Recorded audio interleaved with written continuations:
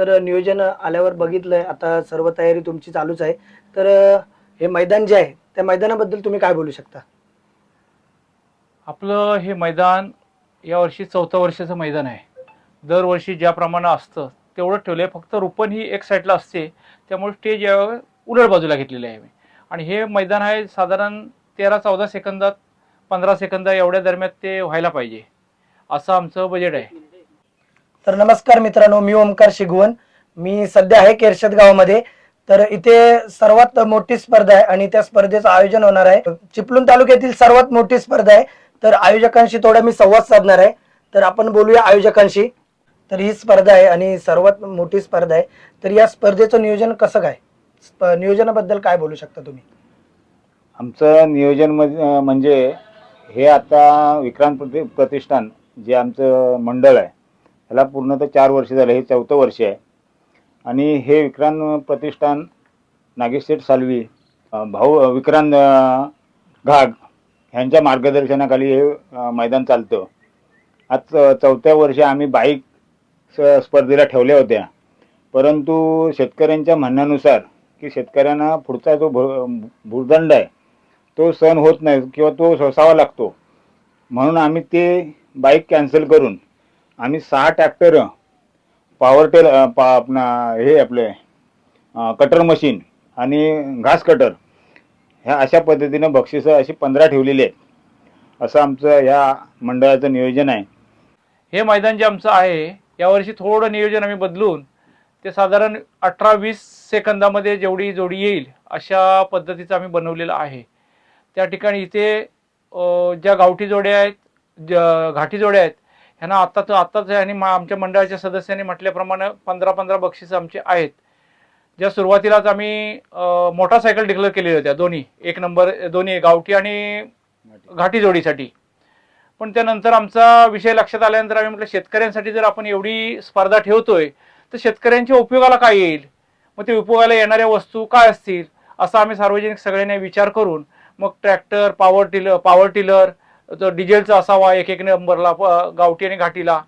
त्याच्यानंतर जे खाली 2 आणि 3 नंबरला ज्या ठेवलेले आहेत ते पेट्रोलचे ठेवलेले आहेत.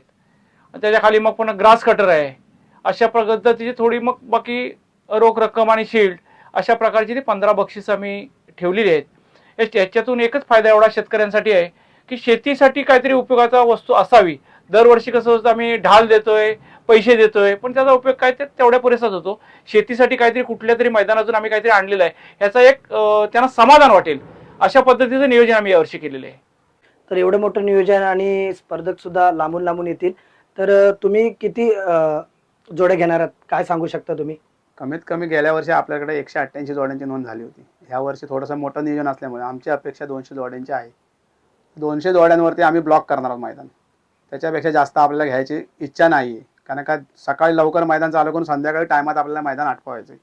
काळोख झाला की परत त्या जोडीवाल्यांना त्रास होणार, आपल्याला सुद्धा प्रॉब्लेम होणार निर्णय देताना काहीसुद्धा. त्याच्यामुळे टायमात संपवून आपण 15 तारखेपासून आपण बुकिंग चालू करतोय. 17 तारखेला संध्याकाळी 5 वाजेपर्यंत आपण बुकिंग घेणार आहोत त्यांचं. म्हणजेच ऑनलाईन ऑनलाईन बुकिंग असणार आहे. आपण तो जीपे नंबर टाकलेला आहे त्याच्यावरती, त्या पद्धतीने ऑनलाईन पैसे टाकायचे. संध्याकाळी 9 वाजता 17 तारखेला आपण ओपन लॉट टाकणार आहोत. त्याची सर्व स्पर्धकांनी नोंद घ्यावी आणि लवकरात लवकर आपल्याला सहकार्य करून आपली नोंदणी करून घ्यावी. जास्तीत जास्त शेतकऱ्यांनी आपल्याला सहकार्य करावे अशी अपेक्षा आहे. आणि 18 तारखेला सकाळी ठीक 10 वाजता मैदान चालू होणार आहे. कोणतीही सबब ऐकली जाणार नाही त्यासाठी की आम्ही लांबून येणार आहोत, आमच्यासाठी थोडंसं जरासं चेंज करा, असला काही सुद्धा निर्णय होणार नाही. ज्याला कोणाला मैदान दाखवायचं होतं त्यांनी 9 वाजता येऊन आपलं मैदान दाखवून बैलजोडीने आपल्याला सहकार्य करावं आम्हाला. तर आता तुम्ही सांगितलं दादा 200 जोड्यांना प्रवेश देणार आहात.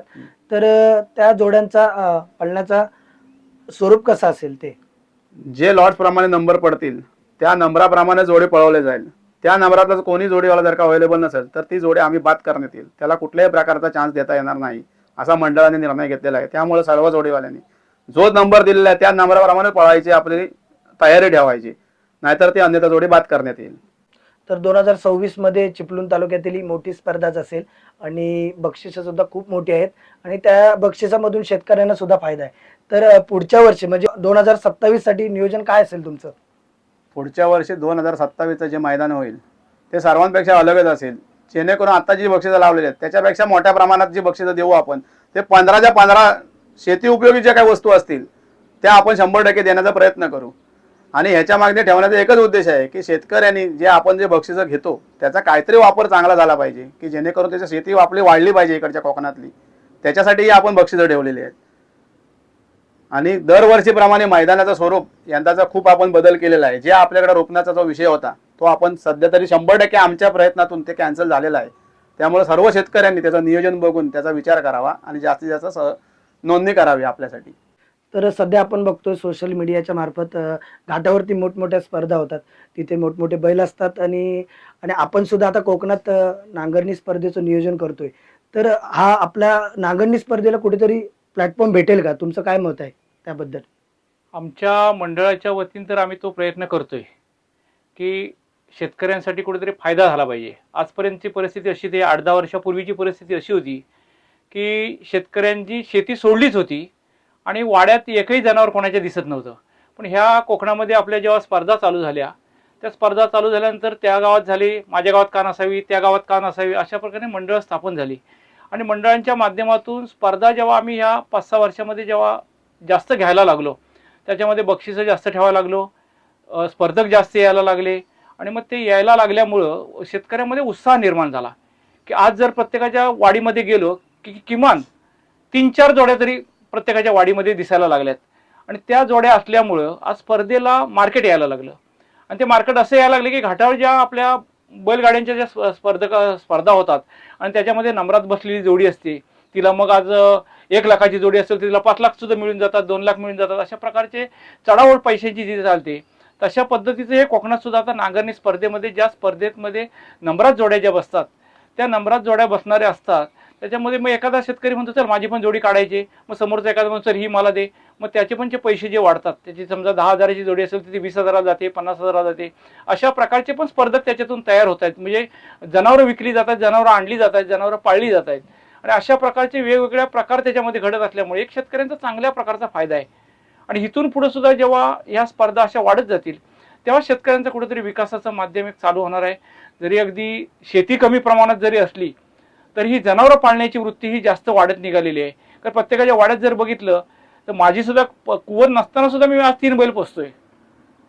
आणि 3 बैल पोसत असताना मग एक एक्स्ट्रा असला, हा पळाला, दुसऱ्याची नजर बसली, जातोय तो किमतीला चांगला आणि माझा फायदा होतोय त्याच्यातून.